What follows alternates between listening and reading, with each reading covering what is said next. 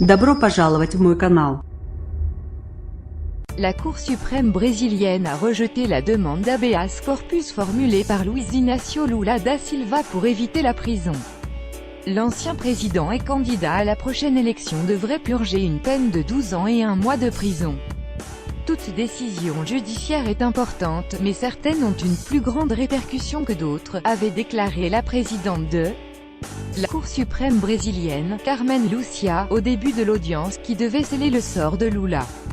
Pour l'ancien président et candidat à la prochaine présidentielle, le jugement rendu, jeudi 5 avril, par la plus haute juridiction est un coup d'arrêt.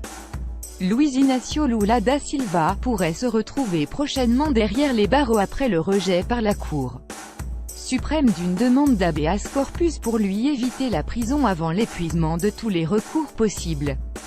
Présidentielle au Brésil, la campagne de Lula semée d'embûches. Un jugement serré. L'icône de gauche devra purger une peine de 12 ans et 1 mois de prison pour avoir reçu un luxueux appartement en bord de mer de la part d'une entreprise de bâtiment en échange de faveur dans l'obtention de marchés publics. Une décision loin d'être unanime, la demande a été rejetée par 6 voix contre 5, à l'issue de débats qui se sont étendus 11 heures durant, à 6 mois d'une élection présidentielle pour laquelle il était donné favori.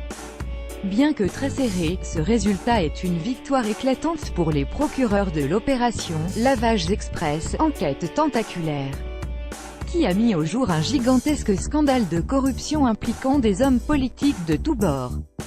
Brésil, l'avenir politique de Lula se joue à Porto Alegre. Lula récuse les accusations. C'est un mythe qui s'effondre.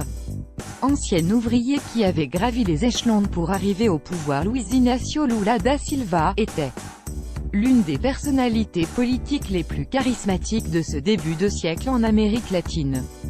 Mais sa condamnation vient abîmer une image déjà effritée. L'ex-préside, 2003 à 2010, se dit innocent, invoquant l'absence de preuves et dénonçant un complot visant à l'empêcher de briguer un 3e mandat, 8 ans après avoir quitté le pouvoir avec un taux de popularité record. Je veux juste que la Cour suprême rende justice. Je ne veux aucun bénéfice personnel et qu'elle indique quel crime j'ai commis, avait-il déclaré, lundi 2 avril, à Rio de Janeiro.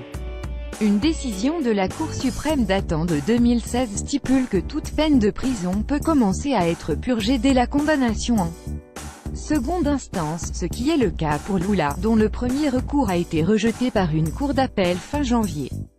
Si les partisans de Lula mettent en avant la présomption d'innocence, ses opposants réclament son incarcération avec véhémence.